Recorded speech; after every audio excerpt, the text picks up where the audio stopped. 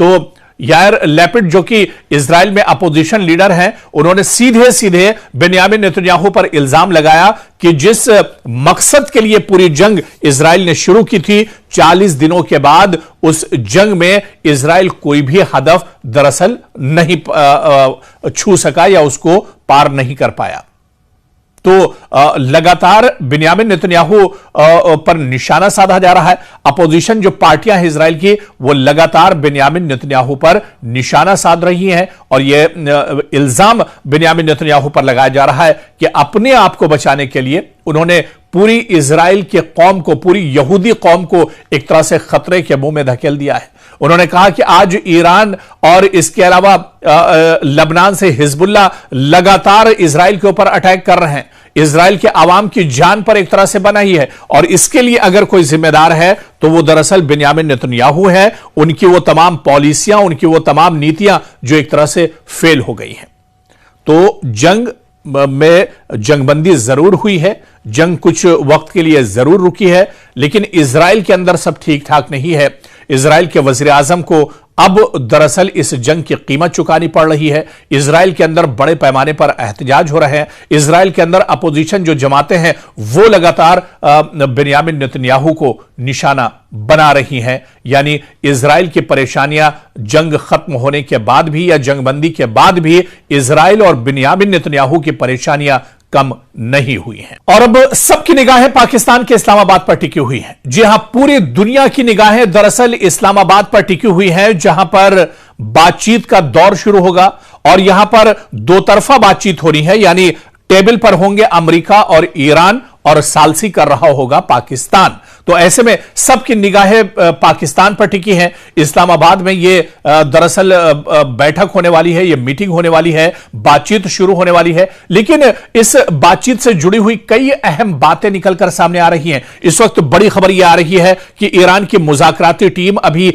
इस्लामाबाद नहीं पहुंची है। लबनान पर इजरायली हमले रुकने तक मुज़ाकरात मुअत्तल रहेंगे। कुछ इस तरह की खबरें भी दरअसल पासदाराने इनकलाब की तरफ से निकलकर सामने आ रही हैं और यह कहा जा रहा है कि ईरानी वफ्द के इस्लामाबाद पहुंचने से मुताल्लिक खबरों की तरदीद की गई है कि अभी इस्लामाबाद जो ईरान की टीम है वो दरअसल बातचीत करने के लिए इस्लामाबाद नहीं पहुंची है। और ऐसे में अब यह कहा जा रहा है कि ईरानी मुज़ाकराती टीम के अमेरिका से मुज़ाकरात के लिए इस्लामाबाद पाकिस्तान पहुंचने से मुताल्लिक कुछ मीडिया इदारों की खबरें दरअसल सही नहीं है। अभी दरअसल ईरान का जो वफ्द है जो बातचीत करने के लिए पहुंचने वाला था इस्लामाबाद, वो इस्लामाबाद नहीं पहुंचा है, क्योंकि जिस तरह से इजराइल ने लबनान पर हमला किया है, कई सौ लोगों का यहां पर कत्लेआम कर दिया गया है, उसके बाद से ईरान दरअसल नाराज है इस हमले को लेकर और ईरान ने अब यह शर्त रख दी है कि जब तक इस बातचीत में, जब तक इस जंगबंदी में लबनान को, हिजबुल्लाह को शामिल नहीं किया जाएगा, तब तक वो बातचीत की टेबल पर नहीं आएगा। हालांकि इस बीच इस्लामाबाद में तमाम तैयारियां मुकम्मल कर ली गई हैं। अमेरिकी वफ्द और ईरानी वफ्द के पहुंचने का इंतजार किया जा रहा है। पूरे इस्लामाबाद में हाई अलर्ट कर दिया गया है। इस्लामाबाद में स्कूलों के और जो इंस्टीट्यूशन है उनकी छुट्टी एक तरह से हो गई है। अब पूरी दुनिया की निगाहें दरअसल इस्लामाबाद पर टिकी हुई हैं और इस बीच इस्लामाबाद पुलिस के मुताबिक गैर मुल्की वफूद की आमदोरफ्त की वजह से अहम शाहराहों पर मुख्तलिफ औकात में डायवर्जन लगाई जा रही है। इस्लामाबाद पुलिस का कहना है कि इस वक्त सिक्योरिटी रेड अलर्ट है। शहरियों से गुजारिश है कि वो मासिवाय इमरजेंसी गैर जरूरी सफर से गुरेज करें। इस्लामाबाद पुलिस के मुताबिक शहरी ड्यूटी पर तैनात कानून नाफिज करने वाले इदारों से ताउन करने की अपील की गई है। शहबाज शरीफ और लबनान के वजीर आजम के दरमियान टेलीफोनिक राब्ता भी इस दरमियान हुआ है। पाकिस्तान के वजीर आजम शहबाज शरीफ और लबनान के वजीर आजम नवाफ सलाम के दरमियान टेलीफोनिक राब्ता हुआ है और यह राब्ता उस वक्त हुआ है जब इजराइल ने लबनान पर बहुत बड़ा घातक हमला किया है। इस बीच वजीर आजम ऑफिस की जानिब से जारी किए गए बयान के मुताबिक शहबाज शरीफ ने लबनान के खिलाफ इजराइल की जारी जारिहत की शदीद मजम्मत करते हुए हजारों कीमती जानों के ज़िया पर दुख का इजहार किया है।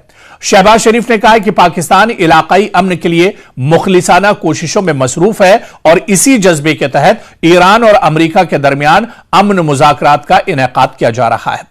आपको बताते चलें कि लगातार कोशिशें दरअसल तैयारी चल रही है। पाकिस्तान में तमाम तैयारियां मुकम्मल हो रही हैं और इस बीच पाकिस्तान के वजीर आजम शहबाज शरीफ ने फील्ड मार्शल आसिम मुनीर से भी मुलाकात की है, जिसमें पाकिस्तान की जानिब से अमेरिका और ईरान के माबैन सालसी की पेशरफ्त का जायजा लिया गया है और लगातार यहां पर तैयारियां एक तरह से की जा रही हैं ताकि एक जो बातचीत है वो अच्छे नतीजे पर एक तरह से पहुंचे, बातचीत के जरिए से जंग का खात्मा किया जा सके। दरअसल अमेरिका और ईरान के दरमियान आरजी सीजफायर के बाद दोनों मुल्कों के दरमियान मुज़ाकराती अमल आज से एक तरह से शुरू होगा। इस्लामाबाद में बातचीत होगी। दोनों फरीक अगर टेबल पर बैठते हैं, सब कुछ ठीक ठाक रहता है तो बातचीत एक तरह से आज से शुरू होगी और इन मुज़ाकरात में हिस्सा लेने के लिए दोनों मुल्कों के वफूद और सिक्योरिटी अमला पाकिस्तान भी कहा जा रहा है कि पहुंचेंगे। इधर ईरान के नायब वजीर खारजा सईद खतीबजादा का कहना है कि ईरानी मुज़ाकराती वफ्द की सरबराही ईरान के पार्लिमान के स्पीकर मोहम्मद बाकर कालिबाफ करेंगे, जबकि व्हाइट हाउस की प्रेस सेक्रेटरी कैरोलिन लिवेट ने बताया था कि अमरीकी नायब सदर जेडी वेंस, ट्रंप के मुशीर स्टीव विटकोफ और डोनाल्ड ट्रंप के दामाद जेरेड कुशनर पर मुश्तमिल अमरीकी वफ्द दरअसल इन मुज़ाकरात में हिस्सा लेगा। तो इस मौके पर अब तमाम तैयारियां मुकम्मल हो चुकी हैं, बस सबकी निगाहें इस पर टिकी हैं कि क्या दोनों वफूद इस बातचीत में हिस्सा लेते हैं, क्या लबनान में जो इजराइल ने हमला किया है उसका असर इस बातचीत पर नहीं होगा, क्या जंगबंदी को लेकर बातचीत होगी और मुकम्मल तौर पर यह जो जंगबंदी है मुकम्मल एक तरह से जंग का खात्मा होगा। अब पूरी दुनिया की निगाहें इस्लामाबाद पर एक तरह से टिकी हुई है। ईरान और अमेरिका के दरमियान जंगबंदी के दौरान दरअसल अब तक क्या क्या हुआ है, क्योंकि जिस तरह से एक तरफ जंगबंदी हुई लेकिन जंगबंदी के बाद भी इजराइल लबनान पर लगातार हमले कर रहा है और इस बीच कुछ खबरें जंगबंदी के फौरन बाद आई थी जब ईरान की तरफ से कुछ ड्रोन अटैक मिडिल ईस्ट में भी किए गए थे। हालांकि उसके बाद से कोई बड़ा वाकया तो नहीं हुआ, लेकिन इस जंगबंदी के बाद, क्योंकि अब जंगबंदी के तकरीबन 50 घंटे हो चुके हैं, इन 50 घंटों में आखिर क्या कुछ हुआ है दुनिया दरअसल यह भी जानना चाह रही है।